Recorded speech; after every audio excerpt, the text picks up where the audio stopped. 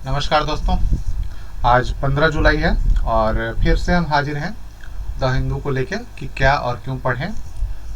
जैसा कि आपने देखा ही होगा कि पिछले वीडियोस में हमने बताए हैं कि क्या और क्यों पढ़ें, शायद आपको लाभ देता भी होगा। तो अभी आपको देखना है आज 15 जुलाई का क्या और क्यों पढ़ना है और इसे पढ़ना है। और यदि आप नए हैं चैनल में तो सब्सक्राइब कर लीजिए, लाइक का बटन दबा दीजिए या बेल आइकन का बटन दबा लीजिए और थोड़ा नोटिफिकेशन प्राप्त करिए और गंभीर हो जाइए, है ना। सबसे बड़ी बात जो मैं कह रहा हूँ, गंभीर हो जाइए, पढ़ें, इसको लगातार पढ़ें, जिससे आपका कंसेप्ट क्लियर होगा, जिससे आप चीज़ों को समझ पाएंगे। और इससे क्या होगा कि आप धीरे धीरे एक लेवल पे पहुंच जाएंगे जहाँ पे आप कोई भी बस विषय को आसानी से डील कर पाएंगे। ऐसा मत समझिए कि ये सिर्फ इकोनॉमी की बात है या करंट की बात है, सारे सब्जेक्ट की बात है ना।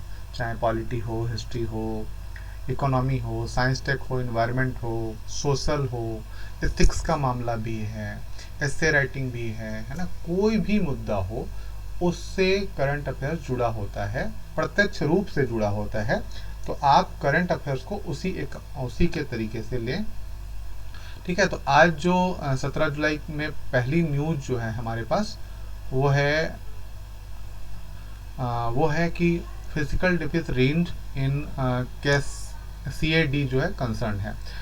फिजिकल डिफिस राजकोषीय घाटा उसको काबू करने की बात की गई, लेकिन जो करंट अकाउंट डेफिसिट है, चालू खाता घाटा है, मतलब खाता घाटा है, उसको वो जो है मतलब एक चिंता के विषय बना हुआ है ना। काफ़ी ज़्यादा घाटा हो रहा है।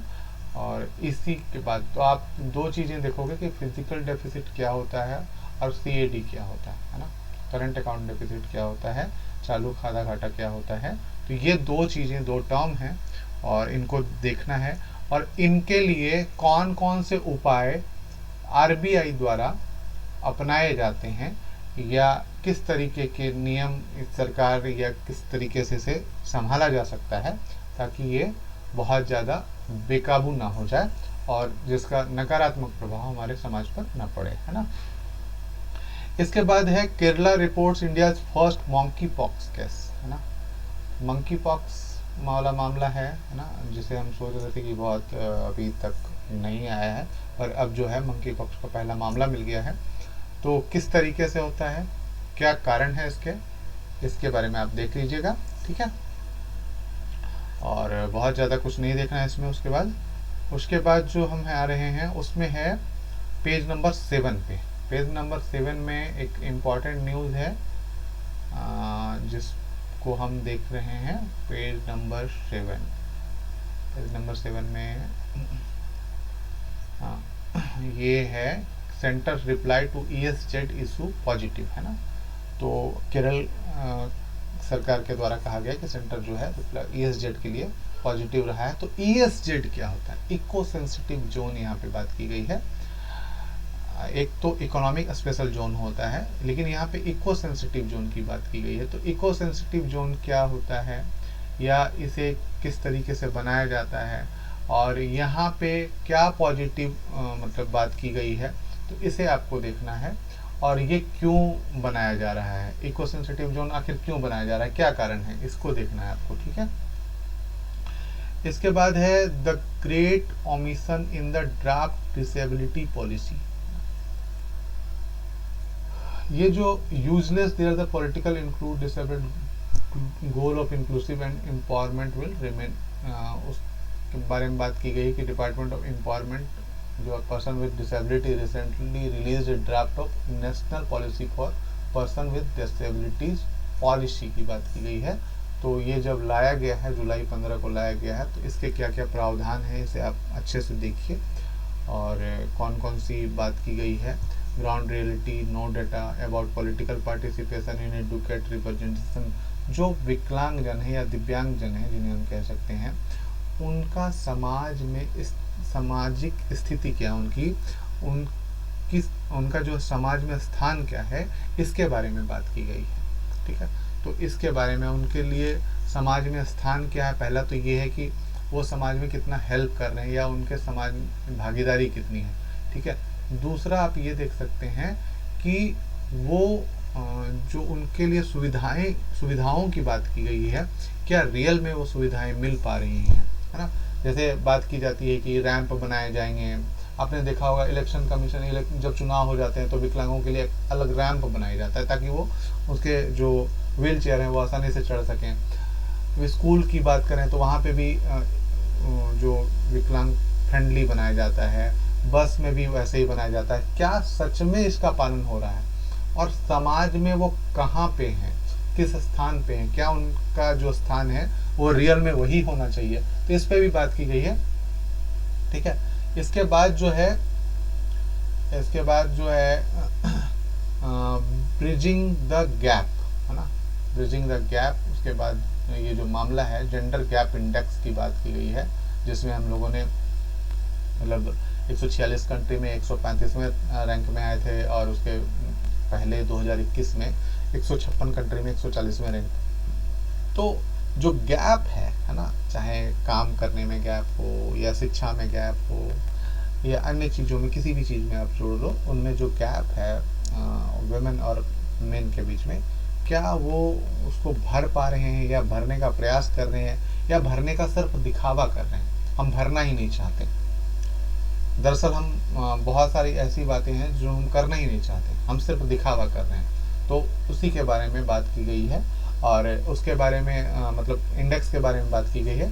तो मैंने जो बताया कि हम भरना चाह रहे हैं या नहीं भरना चाह रहे हैं, हम करना चाह रहे हैं या एक करने का दिखावा कर रहे हैं। दो चीज़ें होती हैं, एक तो हम करने का दिखावा करते हैं और एक करना चाहते हैं। जब हम करने का दिखावा करते हैं तो बहुत सारी चीज़ें उसके लिए ड्राफ्ट लाते हैं या बहुत सारी चीज़ें ऐसे करते हैं, बट करने के समय में उसे ठंडे बस्ते में डाल देते हैं या करते ही नहीं। मतलब मैं किसी भी चीज़ की बात कर रहा हूँ। तो यहाँ पे जो ब्रिजिंग द गैप है, जो खाई है या जो अंतर है, उसको पाटने के लिए हम क्या कुछ करते हैं, है ना, इसी पे बात की गई है। उसके बाद है is protectionism compatible with liberalisation, है ना। प्रोटेक्शनिज्म, एक प्रोटेक्शन संरक्षणवाद की बात करते हैं। तो संरक्षणवाद क्या है कि जैसे हम किसी उद्योग को बचाना चाहते हैं या किसी भी चीज़ को बताना चाहते हैं। मान लो कि एक उद्योग है भारत में और उसको हम मतलब फ्री ट्रेड एग्रीमेंट या इस तरीके जो एग्रीमेंट होते हैं उनसे हम बचाना चाहते हैं, तो हम एक तरीका मतलब अप्लाई करते हैं, उसको प्रोटेक्शनिज्म कहते हैं, संरक्षणवाद कहते हैं। संरक्षणवाद का मतलब होता है उस तरीके के व्यापार के लिए हम फ्री ट्रेड एग्रीमेंट करेंगे ही नहीं, या उस तरीके के आयात से हम अपने देश के उस खास उद्योग को या खास क्षेत्र को सुरक्षित रखेंगे। इस प्रकार के जो संरक्षणवाद की नीति है वो बड़े देश अपनाते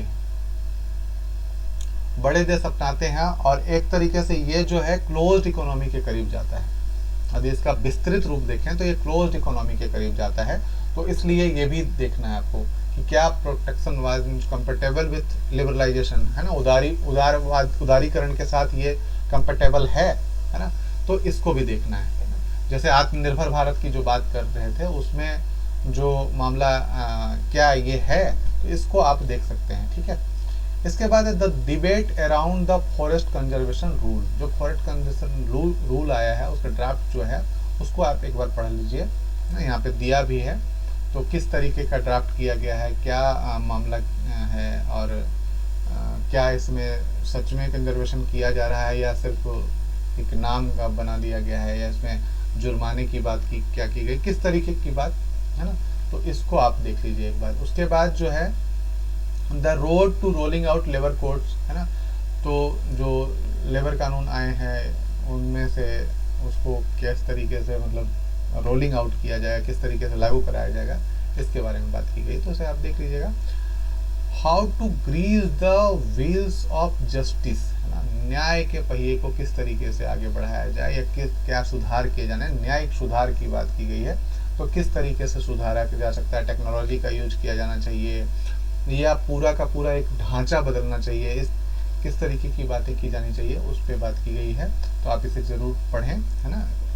और उसके बाद है trade deficit widens to record $26.1 billion, है ना। जो व्यापार घाटा है वो बहुत बढ़ गया है और यह बढ़ के 26.1 बिलियन डॉलर तक पहुंच गया। ठीक है, तो ये मामला है। उसके बाद एक और है, wholesale price rise eases to 3 month low of 15.2%, है ना। होलसेल प्राइस राइज जो है थोड़ा सा ढीला पड़ा है और लॉ में रहा है, फिर भी ये 15.2% से जो जून में था उससे बहुत नीचे आया है। तो इसके बारे में थोड़ा सा देख लीजिए, इससे क्या फ़र्क पड़ता है। लेकिन जो ट्रेड डेफिसिट है वो देख लीजिएगा, जो how to grease the wheels of justice है वो देख लीजिएगा, the road of rolling out labour codes वो बहुत इंपॉर्टेंट है, फॉरेस्ट कंजर्वेशन रूल्स ये बहुत, प्रोटेक्शनिज्म जो कंपेटेबल विथ लिबरलाइजेशन ये बहुत ज़रूरी है, तो इनको ज़रूर देखिएगा। ठीक है, तो आज के लिए बस इतना ही। ठीक है, फिर मिलते हैं कल। धन्यवाद।